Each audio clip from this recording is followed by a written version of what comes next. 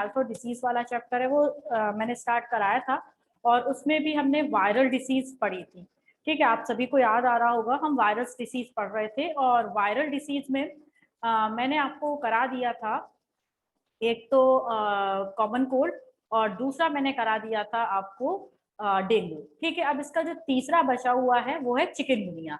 तो चिकनगुनिया भी आपका क्या है, एक वायरल डिसीज है। ठीक है, तो जरा ध्यान रखिएगा, बच्चे इन कुछ वायरल डिसीज में कंफ्यूज होते हैं। जैसे कि एक तो हो गया आपका कौन सा, डेंगू। ठीक है, डेंगू, डेंगू कैसा है, वायरल डिसीज है, मींस एक वायरस से कॉज होने वाला डिसीज है। दूसरा है आपका चिकनगुनिया, चिकनगुनिया है, ये भी क्या है, एक वायरल डिसीज है, मीन्स ये भी वायरस से होता है। वहीं पर अगर मलेरिया की बात आ जाती है, ठीक है, तो मलेरिया आपका वायरल डिसीज नहीं है। जो मलेरिया है, मलेरिया किससे होता है, आपका एक प्रोटोजोअन डिसीज है, प्रोटोजोअन डिसीज है। तो इन कंफ्यूजन को जरा हटा के रखिएगा। डेंगू और चिकनगुनिया आपका क्या है, डेंगू एंड चिकनगुनिया दोनों वायरल डिसीज है, जबकि जो मलेरिया है, मलेरिया एक प्रोटोजोअन डिसीज है। बात समझ रहे हैं इतनी? चलिए अब बात करते हैं सबसे आपका डेंगू मैंने करा दिया था वायरल डिसीज में, चिकनगुनिया आपको पढ़ना है वायरल डिसीज में। तो कौन सा है आपका, चिकनगुनिया। तो चिकनगुनिया में क्या होता है, चिकनगुनिया आपकी एक फीवर। ठीक है, अगर हम चिकनगुनिया की बात करें तो चिकनगुनिया किससे फैलता है। ठीक है, सबसे पहले आपको पता है कि जब भी हम किसी भी डिसीज को लिखते हैं तो क्या लिखते हैं, पॉजिटिव ऑर्गेनिज्म। तो इसका जो कॉजल ऑर्गेनिज्म है, कॉजल ऑर्गेनिज्म, कॉजल ऑर्गेनिज्म क्या है, चिकनगुनिया वायरस, चिकनगुनिया वायरस। ठीक है, चिकनगुनिया वायरस से ही क्या फैलता है, आपका चिकनगुनिया फैलता है। तो बहुत इजी है, टाइफाइड का साल्मोनेला टाइफी बैक्टीरिया था, इसलिए इसमें कुछ भी ऐसा नहीं है, जो डिसीज का नाम है वही आपका वायरस है। ठीक है, इसके अलावा इसका जो वेक्टर है, इसका वेक्टर वही है जिसे हम टाइगर स्ट्राइप मॉस्किटो भी बोलते हैं। जो टाइगर स्ट्राइप मॉस्किटो होता है, कॉमन कॉमन नेम है मॉस्किटो का टाइगर स्ट्राइप मॉस्किटो, जबकि उसका साइंटिफिक नेम है एडिस एजिप्टाई। ठीक है, तो ये आपका किसके बाइट करने से फैलता है, मॉस्किटो, और वो भी कैसा mosquito, female mosquito, female mosquito. ठीक है, और फीमेल मॉस्किटो का नाम क्या है, फीमेल मॉस्किटो का नाम है आपका एडिस एजिप्टाई। ठीक है, एडिस एजिप्टाई जो आपका फीमेल मॉस्किटो है, अगर वो इन्फेक्टेड फीमेल मॉस्किटो आपको बाइट कर लेता है तो आपको चिकनगुनिया हो जाएगा। ठीक, अब बात करते हैं सिम्टम्स की, कि चिकनगुनिया के जो सिम्टम्स हैं, चिकनगुनिया के सिम्टम्स क्या होते हैं। तो चिकनगुनिया के जो सिम्टम्स हैं वो क्या है, देखिएगा, चिकनगुनिया के जो सिम्टम्स हैं, पहला जो सिम्टम्स है वो है हाई फीवर, हाई फीवर। ठीक है, हाई फीवर करीब करीब वो 104 फ़ारेनहाइट तक पहुंच जाता है। ठीक है, तो जो फीवर है बहुत ही ज्यादा कैसा होता है बेटा, हाई होता है। ठीक है, हाई फीवर होता है। दूसरा है इसका सिम्टम, जो आपका चिकनगुनिया है, चिकनगुनिया का दूसरा सिम्टम है, एक तो हो गया हाई फीवर, दूसरा है मसल्स पेन, मसल्स पेन।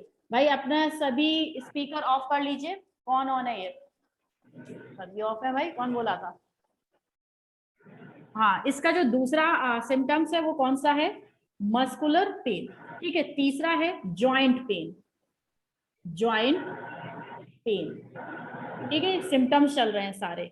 और फोर्थ इसका जो सिम्टम्स है वो है rashes.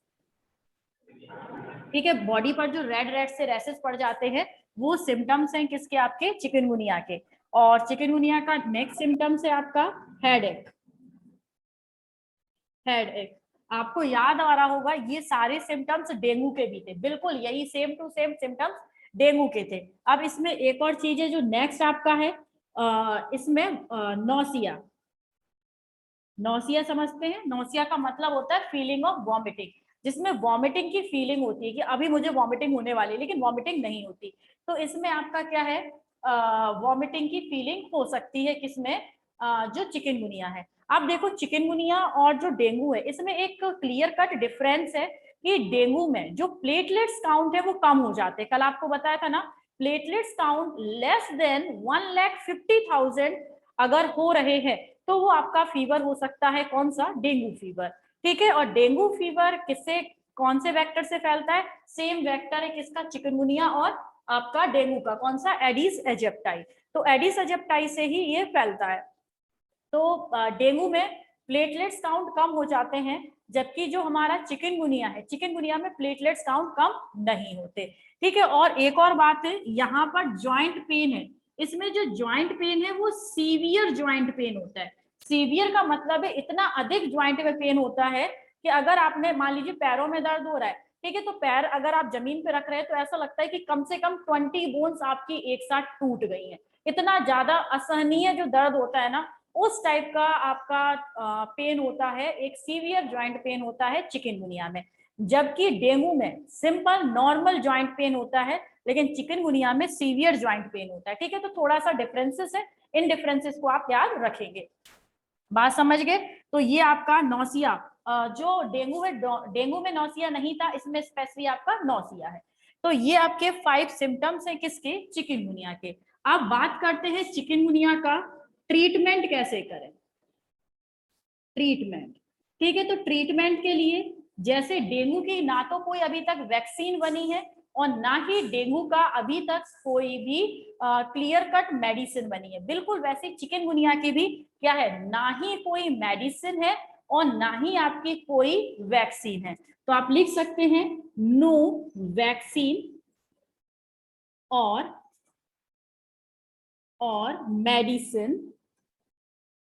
Medicine available for treatment.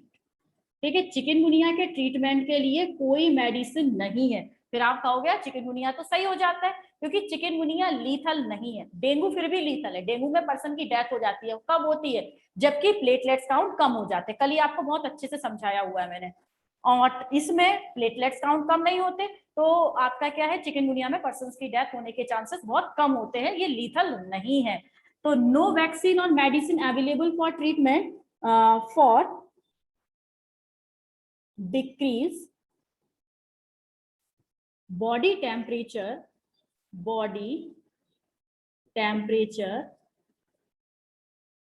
only paracetamol is used। ठीक है, बॉडी टेम्परेचर को मेंटेन करने के लिए, डिक्रीज करने के लिए क्या इंटेक करते हैं, पैरासीटामोल इंटेक की जा सकती है, किसमें, आपके चिकनगुनिया में। बात समझ रहे हैं, तो चिकनगुनिया का। और हाँ, इसमें इसके अलावा और क्या करते हैं, यूज्ड प्लेंटी ऑफ फ्लूइड। ठीक है, प्लेंटी ऑफ फ्लूइड, जो भी लिक्विड वगैरह वो ज्यादा से ज्यादा इसमें इंटेक किया जाता है। और इसके अलावा yoga and meditation can heal up early. Yoga और मेडिटेशन करने से ये जो डिसीज है वो जल्दी आप इससे पार पा सकते हैं, हील अप हो सकती है। ठीक है, क्योंकि ज्वाइंट पेन वगैरह होता है, मसल्स पेन है, तो ज्वाइंट पेन में योगा वगैरह करेंगे ना तो आपको फायदा होगा। तो इसके लिए कोई क्लियर कट मेडिसिन और वैक्सीन अभी तक नहीं बनी है बेटा, और इसे बनाया भी नहीं जा, मीन्स कोशिश तो कर रहे हैं लेकिन अभी तक बन भी नहीं पाई, और ना ही इतनी जल्दी इसे बनाने की, क्योंकि इससे मृत्यु नहीं होती, इससे किसी पर्सन की डेथ नहीं होती, ये लीथल डिसीज नहीं है। ठीक है, तो वैक्सीन नहीं है, कोई स्पेसिफिक मेडिसिन नहीं है, केवल बॉडी टेम्परेचर को कम करने के लिए पैरासीटामोल दे दी जाती है, कुछ टॉनिक्स दे दिए जाते हैं जिससे कि जो आपको वीकनेस हुई है वो वीकनेस कम हो जाए। इसके अलावा प्लेंटी ऑफ फ्लूइड इंटेक करना चाहिए, योगा और मेडिटेशन करना चाहिए। अब इससे आप प्रिवेंट कैसे रहें। ठीक है, तो प्रिवेंशन क्या होगा इसका, कि जब भी वही किससे फैल रही है, फीमेल मॉस्किटो से फैल रही है, तो हमें क्या यूज करना चाहिए, यूज्ड मॉस्किटो नेट्स और रिपेलेंट। आपको मॉस्किटो नेट और रिपेलेंट यूज करने हैं, मींस जैसे ओडोमॉस वगैरह है ना, ओडोमॉस लगा लेंगे तो मॉस्किटो दूर रहेंगे, मॉस्किटो दूर रहेंगे तो आपको ये बाइट नहीं करेंगे और आपको ये वाली डिसीज नहीं होगी। ठीक है, तो मॉस्किटो नेट, मच्छरदानी के अंदर सोना चाहिए। ठीक है, और दूसरा क्या है, मॉस्किटो रिपेलेंट का यूज करना चाहिए। तीसरा है, सॉरी सेकंड है biological treatment, biological treatment of sorry biological treatment by gambusia fish, gambusia fish is applicable या यूज्ड वगैरह आप लिख सकते हैं। ठीक है, जो बायोलॉजिकल ट्रीटमेंट है वो गैम्बूजिया फिश से करना चाहिए। अब ये नहीं कि तुम्हें चिकनगुनिया हुआ तुम गैम्बूजिया फिश खा जाओ। ठीक है, कल ही बताया था गैम्बूजिया फिश से ट्रीटमेंट कैसे किया जाता है। जहां पर भी जो क्या है मॉस्किटो, मॉस्किटो ब्रीडिंग हो रही है, जहां पर भी क्या हो रही है बेटा, मॉस्किटो ब्रीडिंग हो रही है, मींस जहां पर मॉस्किटो पनपने की ज्यादा चांसेस है, वहां पर एक छोटी छोटी सी फिश आती है, इसका नाम है गैम्बूजिया। उस गैम्बूजिया फिश को अगर उस जगह पर इंट्रोड्यूस करा दे तो गैम्बूजिया फिश क्या कर लेती है, खा जाती है लार्वी ऑफ मॉस्किटो, मॉस्किटो के लार्वी को खा जाती है, जिससे कि जब मॉस्किटो ही नहीं रहेंगे तो ये डिसीज भी नहीं फैलेगी। इसे बोलते हैं बायोलॉजिकल ट्रीटमेंट, और ये इंपॉर्टेंट है गैम्बूजिया फिश का। ठीक है, गैम्बूजिया फिश मॉस्किटो के लार्वी को खा जाती है, जिससे कि मच्छर पैदा नहीं होते। ठीक, तो ये था अपना कौन सा, चिकनगुनिया का पूरा डिस्क्रिप्शन। ठीक है, chikungunya causal organism, chikungunya virus, vector female mosquito Aedes aegypti, symptoms high fever, muscles pain, joint pain, rashes, headache, nausea. ठीक है, इसके अलावा वीकनेस वगैरह भी एक दो पॉइंट आप लिख सकते हैं। ट्रीटमेंट, कोई वैक्सीन नहीं है, पैरासीटामोल केवल आपका बॉडी टेम्परेचर को स्लो डाउन करने, लो करने के लिए यूज की जाती है। प्लेंटी ऑफ फ्लूइड, योगा और मेडिटेशन कर सकते हैं। प्रिवेंशन है मॉस्किटो नेट्स और रिपेलेंट यूज करें। बायोलॉजिकल ट्रीटमेंट करें ऐसे पानी का जहां पर मच्छर पैदा हो रहे हैं, वहां पर गैम्बूजिया फिश डाल दीजिए। ठीक है, तो आई थिंक आपको ये समझ में आ गया होगा। ठीक है, स्क्रीनशॉट लीजिए, आगे बढ़े। हाँ भाई, देखना भाई माइक किसका ऑन है।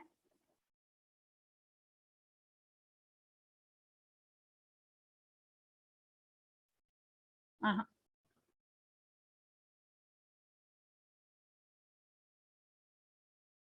चलिए, तो स्क्रीनशॉट ले लिया आपने। अब हम पढ़ते हैं नेक्स्ट डिसीज को।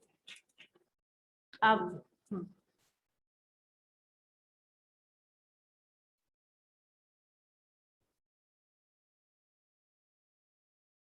Next disease fungal disease. ठीक है,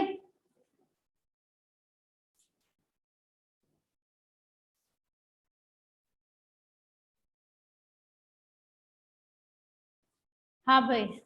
और दुर्गेश भाई कहाँ थे, बड़े दिनों बाद दिखाई दे रहे हो, कहाँ चले गए थे घूमने, हैं? कहाँ था भाई दुर्गेश? चलो, तो अब आपका आता है कौन सा, फंगल डिसीज।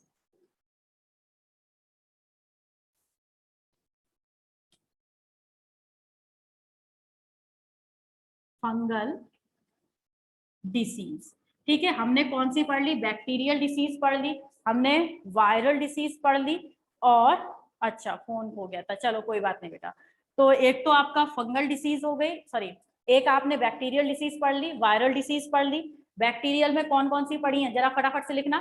बैक्टीरिया में 2 डिसीज पढ़ी हैं पूरी डिस्क्रिप्शन के साथ, कौन कौन सी, जल्दी से बताओ।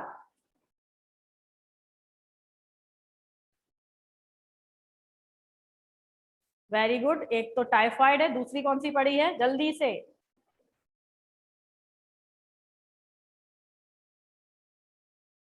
निमोनिया।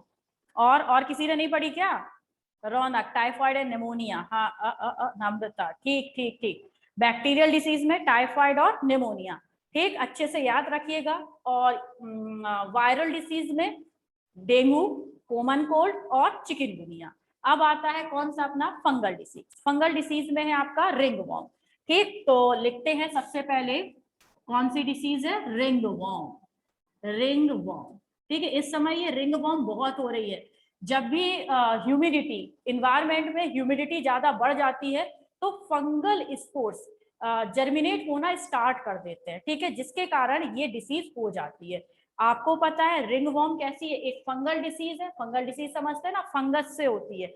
और फंगस के जो स्पोर्स है एवरी टाइम हमारे इन्वायरमेंट में प्रेजेंट रहते हैं, लेकिन उनको जर्मिनेट होने के लिए जो फेवरेबल कंडीशन की जरूरत होती है वो फेवरेबल कंडीशन होता है humidity, high humidity and high temperature. Means जब बहुत ज्यादा गर्मी हो और साथ के साथ ह्यूमिडिटी भी हो जाए। ह्यूमिडिटी समझते हैं ना, वाटर वेपर्स वगैरह इन्वायरमेंट में बहुत ज्यादा हो जाए, तो ऐसे टाइम पर फायदा उठाता है कौन, फंगल स्पोर्स, और जर्मिनेट होके फंगल माइसीलियम का फॉर्मेशन कर लेता है। और अगर ये फंगल माइसीलियम हमारी बॉडी पर जर्मिनेट हो जाए तो ये क्या कॉज करते हैं, इचिंग कॉज कर देते हैं, खुजली कॉज कर देते हैं, और उसी खुजली को हम क्या बोलते हैं, रिंगवॉर्म।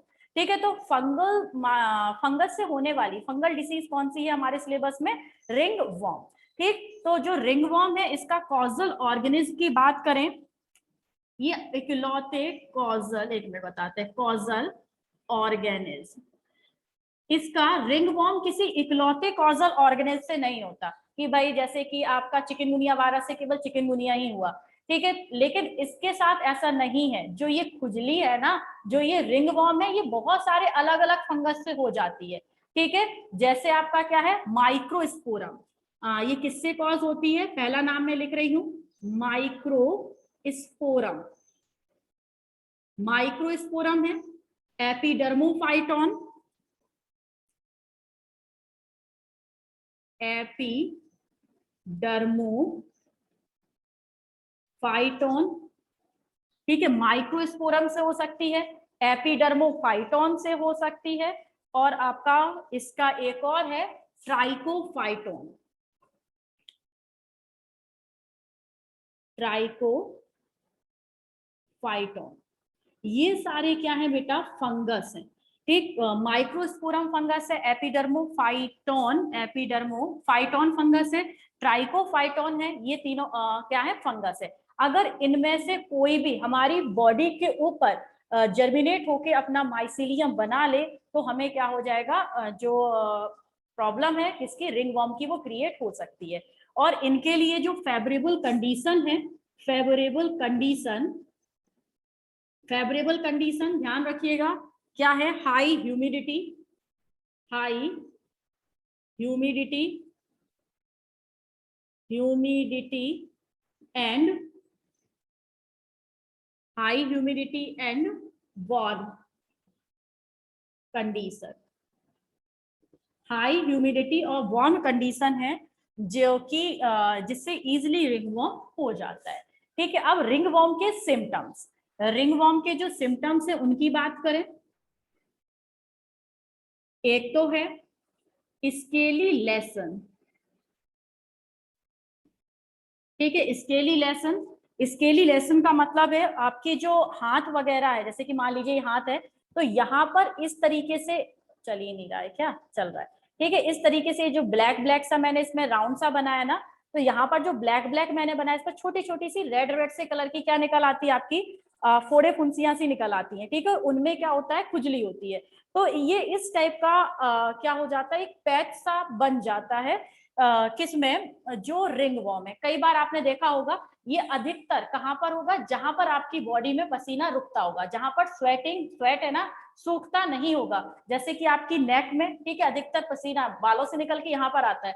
तो मोस्ट ऑफ जो रिंगवॉर्म का इन्फेक्शन है वो आपकी गर्दन पर हो सकता है, ठीक है, हाथों में यहाँ पर हो सकता है, ठीक है, अंडर आर्म्स में हो सकता है, पैरों में हो सकता है, ठीक है, जहां पर से लोग जो सॉक्स एंड शूज पहनते हैं, शूज सॉक्स वगैरह पहनते हैं, तो पैरों में पसीना आता है तो पैरों में भी इसका फंगल इन्फेक्शन हो जाता है, ठीक है। बात समझ रहे हैं आप इतनी, तो ये फंगल इन्फेक्शन कहाँ होगा, वही ह्यूमिडिटी, ह्यूमिडिटी हमारी बॉडी में जहां पर होगी वहां पर, एक्स्ट्रा मॉइस्चर इसको बहुत पसंद है, ठीक। तो इसके लिए लेसन है। दूसरा इसका सिम्टम्स क्या है, इचिंग, इचिंग, ठीक है, समझते हैं ना आप, खुजली। और इसमें तीसरा इसका क्या है, स्मॉल पैचेस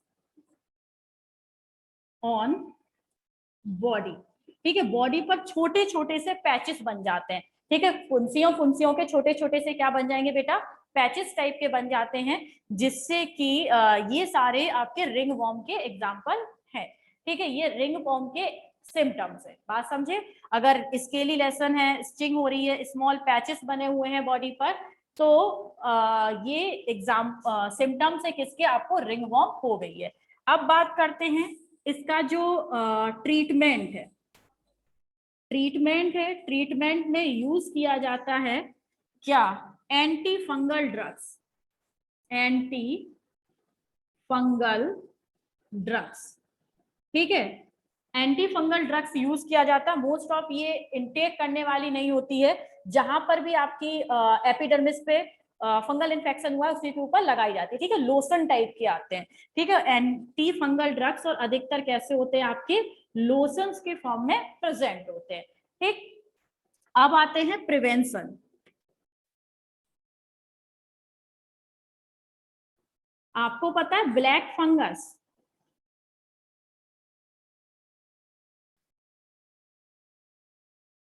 ब्लैक फंगस भी एक वही फंगली इन्फेक्शन है।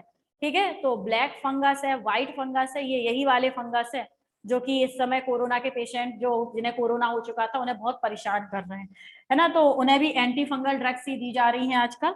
अब प्रिवेंशन है, कैसे आप इन्हें प्रिवेंट एंड क्योर कर सकते हैं, प्रिवेंशन एंड क्योर।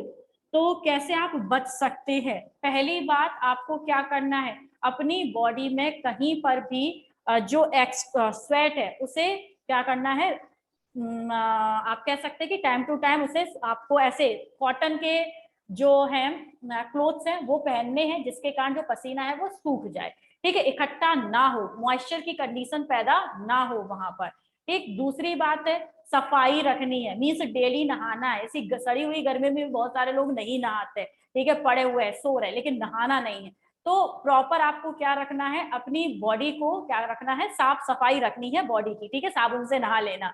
दूसरी तीसरी कंडीशन क्या है कि जो पेशेंट है जिसे कि रिंग वॉर्म है, उसके यूज किए हुए टॉवल्स, ठीक है, सॉक्स या फिर आपके कुछ भी अंडरगारमेंट्स वगैरह यूज नहीं करने हैं। बात समझे।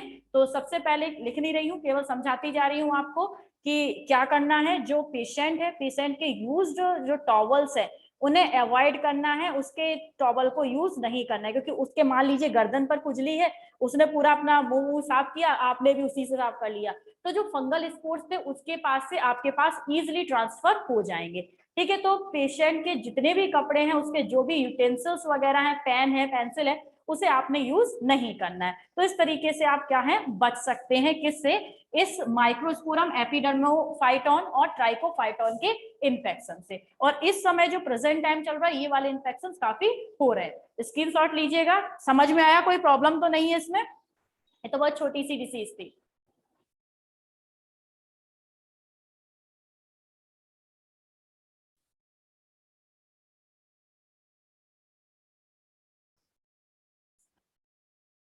ओके,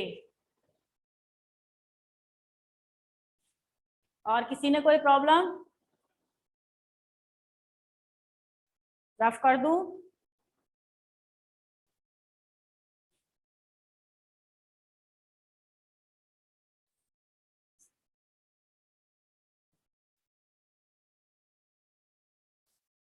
फंगल डिसीज सिलेबस में केवल एक ही है, और मैंने पहले बताई थी। कोई एक और फंगल डिसीज का नाम बताइए। मैंने जब फर्स्ट डे आपको चैप्टर स्टार्ट कराया था तो बहुत सारी फंगल डिसीज बताई थी। ब्लैक फंगस मत बताना, व्हाइट फंगस मत बताना, क्योंकि हम उन्हें डिस्कस कर चुके हैं। ठीक है, कोई और ब्लैक व्हाइट फंगस के अलावा और कोई कॉमन फंगल डिसीज बताइए। आपको पता है जो फंगल डिसीज है ये स्किन पर, ये वाली जो एपिडर्मोफाइटोन वगैरह है, ये स्किन पर भी इफेक्ट डालते हैं, इसके अलावा नेल्स पर हो जाती है। अगर नेल्स पर फंगस लग जाती है ना, तो ये नेल्स इतना से इतना बड़ा हो जाता है, फूल जाता है। ठीक है, इतनी गंदी कंडीशन हो जाती है कि पस वगैरह भी उसमें पड़ सकती है, इजिली सही नहीं होता। तो ये अधिकतर आपकी नाखूनों पर भी लग जाती है। जानते हैं फंगल इन्फेक्शन, कोई फंगल डिसीज, बाल्डनेस बहुत ही कॉमन है, गंजापन। ठीक है, बहुत सारे लोग होते हैं जिनकी एज नहीं होती, जैसे आपको पता है आफ्टर 60 ईयर्स के बाद बाल तो झड़ जाते हैं मेल्स के। ठीक है, फीमेल के नहीं झड़ते, तो मेल के बाल झड़ जाते हैं, तो वो एक नॉर्मल प्रोसेस है। लेकिन कोई बंदा 30 साल का है, 40 साल का है, फिर भी उसके बाल झड़ रहे हैं, ठीक है, यानी कि हो सकता है उसकी जो क्या है ये सिर मीन्स जो बाल हैं, बालों में क्या हो गया हो, फंगल इन्फेक्शन हो गया हो, तो ऐसे में आपका कॉज हो जाता है बाल्डनेस। ठीक है, अस्थमा, एस्परजिलोसिस, जिसे हम स्पेशली एस्परजिलोसिस कहते हैं, वो भी आपका एक फंगल इन्फेक्शन है जो कि अस्थमा की तरह वर्क करता है।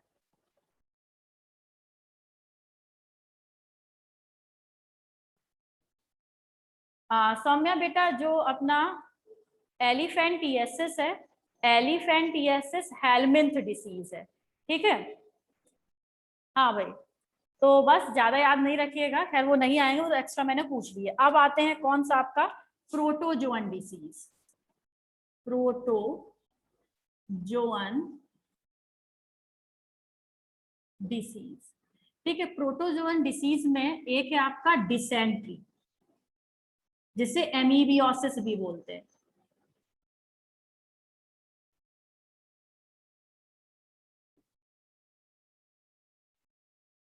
ठीक है। जो डिसेंट्री है इसे हम क्या बोलते हैं, एमीबियोसिस भी बोलते हैं। फंगल आई इन्फेक्शन, हाँ फंगल आई इन्फेक्शन हो सकता है बेटा। तो आपका क्या है, एमीबियोसिस। तो डिसेंट्री या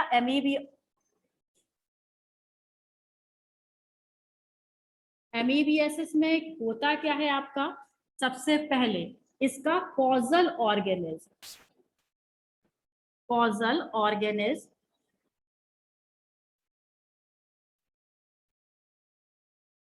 ऑर्गेनिज्म कौन सा होता है, एंट अमीबा, हिस्टोलिटिका, हिस्टोलिटिका।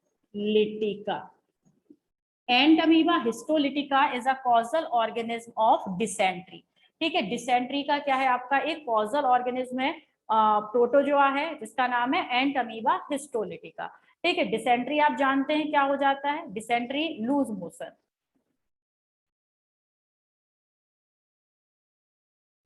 ठीक है, मीन्स क्या है, लूज मोशन डिसेंट्री में हो जाते हैं। अब देखिए कॉजल ऑर्गेनिज्म कौन हो गया, entamoeba histolytica. Vector, vector, vector है अपना हाउस फ्लाई, हाउस फ्लाई, ठीक है, हाउस फ्लाई से ये फैलता है। तीसरी बात है सिम्टम्स, ठीक, इसके सिम्टम्स हैं, पहला है abdominal pain, abdominal pain and cramps. सबसे पहले भाई डिसेंट्री होगा, नेचुरल सी बात है कि जब लूज मोशन होगा तो पेट में दर्द तो होना ही होना है, ठीक है। तो इससे क्या हो जाता है, एब्डोमिनल क्रैम्प्स मींस पेट में बहुत ज्यादा एटन टाइप की, मरोड़न टाइप की हो जाती है, ठीक है। क्रैम्प्स होने लगते हैं किसमें, पेट में, थोड़ी थोड़ी देर में। हो सकता है आपका रेगुलर दर्द ही बना रहे, ठीक है, एब्डोमिनल पेन बना रहे, या फिर क्या हो सकता है, अभी सही है, 2 मिनट बाद फिर से पेट में दर्द हुआ, फिर 2 मिनट बाद फिर से पेट में दर्द हुआ। अगर इस तरीके की कोई प्रॉब्लम है तो पर्सन को एमीबियोसिस यानी कि डिसेंट्री हो सकती है। दूसरा है इसमें fecal matter, fecal matter with rich mucus. जो फीकल मैटर है उसके साथ क्या आएगा, म्यूकस भी आने लगे, ठीक है। फीकल मैटर के साथ अगर म्यूकस भी बॉडी से रिमूव हो रहा है तो 100% उसे एंट अमीबा हिस्टोलिटिका का इंफेक्शन हुआ है किसी पर्सन को। थर्ड है in severe case faecal matter contain blood spot. अगर सीवियर बहुत टाइम तक ये डिसेंट्री लगातार चलती रही तो फीकल मैटर के साथ साथ क्या हो सकता है, ब्लड के स्पॉट भी आ सकते हैं, ठीक है। जो पर्सन है, पर्सन की बॉडी से जो ब्लड है वो भी बॉडी के बाहर एग्जिट आउट हो सकता है, ठीक है। नेक्स्ट है आपका फोर्थ, कॉन्स्टिपेशन, कॉन्स्टिपेशन, कॉन्स्टिपेशन आप समझते ही हैं, कब्ज, मीन्स उसे बार बार लगेगा कि उसे वॉशरूम जाना चाहिए, ठीक है, 2 मिनट करके आया, उसके बाद फिर से 10 मिनट बाद सोच रहा है फिर से जाऊं, ठीक है, मीन्स प्रॉपरली फ्रेश नहीं हुआ, उसे थोड़ी थोड़ी देर के बाद कहाँ बार बार वॉशरूम जाने की फीलिंग आ रही है, ठीक है, छींची करने जाना है उसे, उसको ऐसा लग रहा है।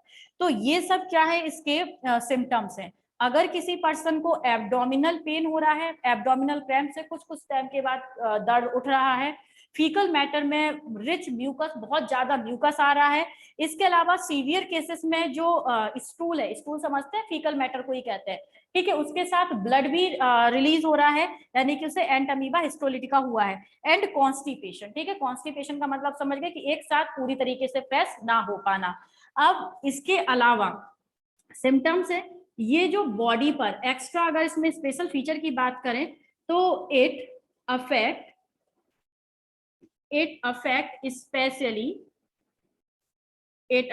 स्पेशली लार्ज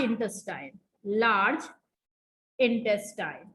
ये हमारी बॉडी की किस जगह पर सबसे ज्यादा इफेक्ट डालता है, लार्ज इंटेस्टाइन पर इफेक्ट डालता है, कौन, एंट अमीबा हिस्टोलिटिका। तो एंट अमीबा हिस्टोलिटिका लार्ज इंटेस्टाइन पर इफेक्ट डालता है। अच्छा ये बताइए, स्मॉल इंटेस्टाइन पर कौन सी डिसीज इफेक्ट डालती है, जल्दी से आंसर बताइए, स्मॉल इंटेस्टाइन पर कौन सी डिसीज इफेक्ट डालती है जो अभी तक हम पढ़ के आए हैं उनमें से, आंसर बताइए। आपके आंसर ही देख रही हूँ, इंतजार है आपके आंसर्स का, जल्दी बताओ।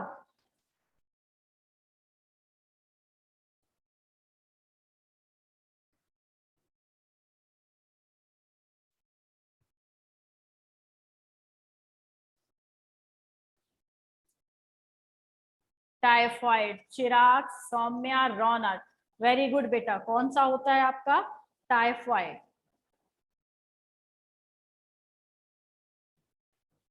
बिल्कुल सही, प्रीति, नम्रता, सौम्या, हाँ बिल्कुल, उसमें स्मॉल इंटेस्टाइन में परफोरेशन हो जाते हैं, छोटे छोटे से होल्स हो जाते हैं, वेरी गुड, बिल्कुल सही, आप लोगों ने आंसर बिल्कुल सही दिए। तो जो टाइफाइड था, टाइफाइड स्मॉल इंटेस्टाइन पर इफेक्ट डालता है, जबकि जो एंट अमीबा हिस्टोलिटिका है, मींस एमीबियोसिस है, ये हमारी लार्ज इंटेस्टाइन पर इफेक्ट डालता है, ठीक। चलो भाई, अब बात करते हैं, ये आपका प्रिवेंशन और क्योर, प्रिवेंशन एंड क्योर। तो इसका प्रिवेंशन एंड क्योर क्या है, सबसे पहले आपको पता है ये हाउस फ्लाइज से फैलता है, ठीक है, इसका जो एक वेक्टर है मैकेनिकल वेक्टर कहलाता है, मैकेनिकल वेक्टर क्या है, हाउस फ्लाई। इसके अलावा ये कंटेमिनेटेड फूड से फैलता है, तो आपको क्या करना है, टू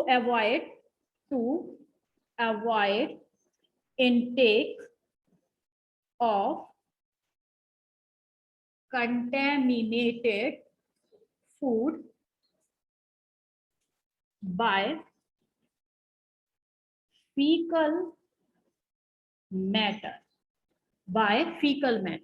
ठीक है, कंटेमिनेटेड फूड अगर फीकल मैटर से हुआ है, और किसके फीकल मैटर से, जिस पर्सन को एमीबियोसिस हुआ हो, ठीक है, अगर उसका फीकल मैटर किसी तरीके से आपके खाने तक पहुंच जाता है, खाने तक मक्खी भी पहुंचा सकती है, समोसा भी पहुंचा सकता है, ठीक है, तो ये आपको भी एमीबियोसिस कर सकता है। अब देखिए, मक्खी का तो मैंने कल एग्जांपल दिया था कि कोई कहीं पर छींची करके आया, ठीक है, खुले में ही करके आया, तो उस पर मक्खियां बैठी और वो मक्खी उड़ के किसी तरीके से आपके खाने पर बैठ गई, और आपको तो पता नहीं वो मक्खी अपने साथ क्या लेके आई थी, पहले वो किधर बैठी थी, है ना, अब वो आपके खाने पर बैठी, आपने उस खाने को खा लिया, ठीक है, सुनने में बहुत अजीब सा लग रहा है कि हमने कौन सा खाना खा लिया, लेकिन वो इतना माइन्यूट फॉर्म में होता है मक्खी के पैरों में कि हमें दिखाई नहीं देता, और माइक्रो ऑर्गेनिज्म तो आप जानते हैं माइन्यूट ही होते हैं, माइक्रोस्कोपिक होते हैं, हमने वो खाना खा लिया जो कि मक्खी ने उस पर छींची लगा दी थी, ठीक है, तो क्या हो जाएगा, हम भी इन्फेक्टेड हो जाएंगे एमीबियोसिस से। अब दूसरी बात करते हैं, मैंने एक एग्जांपल लिया था समोसा, ठीक है, आपको शायद पता हो या ना हो, ये बहुत सारे रिसर्च कहते हैं कि जो हमारे फास्ट फूड है, स्पेशली जिसमें कि आपका कोरिएंडर, धनिया, ठीक है, धनिया यूज होते हैं, वो अधिकतर एमीबियोसिस को एक हेल्दी पर्सन तक ट्रांसमिट करने के लिए रेस्पॉन्सिबल होते हैं, ठीक है, आपको पता है जो धनिया है, कोरिएंडर है, वो कहाँ पर ग्रो किया जाता है, वो अधिकतर ऑर्गेनिक फार्मिंग से ग्रो किया जाता है। जो आपके ये जो सीवर वगैरह साफ होते हैं तो ये किसी खेत में डैम्प ऑफ कर दिए जाते हैं, और उस खेत में अधिकतर आपकी हरी सब्जी जैसे पालक है, कोरिएंडर है, ये सब आपकी ग्रो की जाती है। तो ये जो गटर वटर साफ होके जिस आपके खेत में डाले गए, वहां पे धनिया उगा दिया। अब भाई गंदगी उसमें डाली हुई थी, मान लीजिए उस घर के किसी को एमीबियोसिस हुआ हो किसी जमाने में, तो उसके जो प्रोटोजुआ हैं वो उस फीकल मैटर में प्रेजेंट थे, जो कि अब खेतों में पड़ा हुआ है। अब वो फीकल मैटर किसी तरीके से धनिया के पत्तों में चिपक गया, ठीक है। वो धनिया कहाँ पहुंचा? पहुंचा आपके जो भी हलवाई वगैरह जो समोसे बनाता है उसके पास पहुंच गया, ठीक है। उसने बढ़िया तरीके से काटा, चटनी बनाई, है ना, समोसे पे काट के डाला, और आपने बड़ी, और हाँ धोया नहीं, सबसे बड़ी बात वो धोते नहीं है ना। तो उन्होंने वही कच्ची कच्ची से सब चटनी बना दी, और आपने वही चटनी जिसमें क्या लगा था? फीकल मैटर, छी, वो आपने कितने स्वाद के साथ खाई, है ना। तो ये क्या हुआ, किस तरीके से आपके अंदर पहुंच गया एक धनिये से, समोसे की चटनी से, क्या? Entamoeba histolytica. तो इसीलिए कहते हैं कि बाहर के जितने भी खाने हैं, स्पेशली जो ना अनकुक्ड हो, ठीक है, ना पकाए गए हों, उनको अवॉइड करना चाहिए खाने से। आई थिंक आपको ये चटनी वाली बात अच्छे से समझ में आई होगी, और चटनी में क्या होता है, क्या क्या खा लेते हो आप लोग हैं? खैर समोसे कौन छोड़ता है। चलिए, तो आई थिंक आप समझ गए होंगे, समझ में आ गई बात। तो ये वाली चीज आपको स्पेशली ध्यान रखनी है कि कंटेमिनेटेड फूड, फ्रूट जो कटे हुए मिलते हैं ना, उन सबको नहीं खाना है। डन है इतना? अब समोसे कौन खाएगा? सभी खाएंगे ना अभी तो समोसे, और वो भी कैसे, कौन से वाले समोसे? हरी धनिया की चटनी वाले समोसे हैं। समझ गए बेटा? ओहो, कौशिक खाएगा, बड़ा खुश हो रहा है। नहीं खाएगा? बेटा कुछ भी कहो, जब समोसे सामने आ जाते हैं ना, तो ये धनिया की चटनी वटनी ये वाला काम है ना, वो याद नहीं रहता। वो भाई सैनिटाइज कैसे करेगा? सैनिटाइज होने से कुछ नहीं हो रहा, क्या पता तेरा सैनिटाइजर ही गड़बड़ हो तो। प्रीति खाएगी जरूर, लेकिन लाल चटनी से खाएगी। सही है बेटा, सही सही। लड़कियां लाल